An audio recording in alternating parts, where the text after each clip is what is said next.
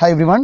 അപ്പോൾ നമ്മുടെ CA intermediate result വന്നപ്പോൾ സാധാരണയുള്ളതിൽ നിന്നും അഡ്വാൻസ്ഡ് അക്കൗണ്ടിങ് പേപ്പറിൽ കുറച്ച് റിസൾട്ടൊക്കെ കുറവാണ്, മാർക്കൊക്കെ കുറവാണ് കാണുന്നത്. അപ്പോൾ നമ്മുടെ മെയ് എക്സാം തൊട്ട് അത് ഇമ്പ്രൂവ് ചെയ്യാനായിട്ടുള്ള കുറച്ച് ടിപ്സൊക്കെ ആയിട്ടാണ് ഞങ്ങൾ വന്നിട്ടുള്ളത്.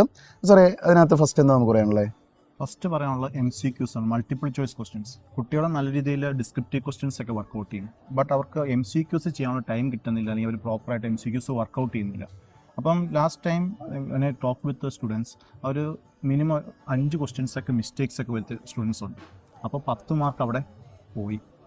അപ്പോൾ അതിൽ തന്നെയുള്ളൊരു കാര്യം എന്ന് വെച്ചാൽ, ഈ സ്റ്റുഡൻസ് പലപ്പോഴും ഈ MCQസിൽ AS മാത്രമേ ചിലപ്പോൾ ഫോക്കസ് ചെയ്ത് നോക്കുകയുള്ളൂ ചില MCQs. നേരെ മറിച്ച് ഈ MCQയിൽ തന്നെ എന്താണ് ഡിസ്ക്രിപ്റ്റീവ് ആയിട്ടുള്ള നമ്മളുടെ കമ്പനി അക്കൗണ്ട്സ് ഏരിയയിലുള്ള MCQ പോർഷൻസ് ഉണ്ടാവാം. ഇങ്ങനത്തെ MCQs ഒന്നും പലപ്പോഴും അവർ നോക്കുന്നുണ്ടാവില്ല. അപ്പം ബെസ്റ്റ് ആയിട്ടുള്ളൊരു കാര്യം, ഇൻസ്റ്റിറ്റ്യൂട്ടിൻ്റെ ഒരു കേസ് സിനേരിയോ ബുക്ക്ലെറ്റ് ഉണ്ട്. അതിൽ ഏകദേശം ഒരു 35 കേസ് സിനേരിയോ ഉണ്ട്. അതുപോലെ തന്നെ RTP, MTP, previous year questions ഉണ്ട്. ഇതെല്ലാം കൂടി എങ്ങനെ പോലും ഒരു 50+ കേസ് സിനേരിയോ ഇൻസ്റ്റിറ്റ്യൂട്ട് തന്നെ ഇറക്കിയിട്ടുണ്ട്.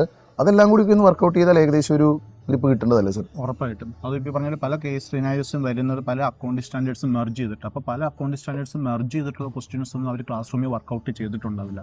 അപ്പോൾ പല അക്കൗണ്ട് AS16, AS10 ഒക്കെ നമുക്ക് മെർജ് ചെയ്യാൻ പറ്റുന്ന സ്റ്റാൻഡേർഡ്സ് ആണ്. അപ്പോൾ അത് പ്രോപ്പറായിട്ട് നോക്കിയിട്ടില്ലെങ്കിൽ, അതിൻ്റെ കണക്ഷൻ പോയിട്ടുണ്ടെങ്കിൽ നമുക്ക് ആൻസർ കിട്ടില്ല. പിന്നെ നമ്മുടെ ടൈം എത്രയാണ് സ്പെൻഡ് ചെയ്യുന്നത് MCQസിന്, അതും കൂടി മോണിറ്റർ ചെയ്യേണ്ടതാണ്.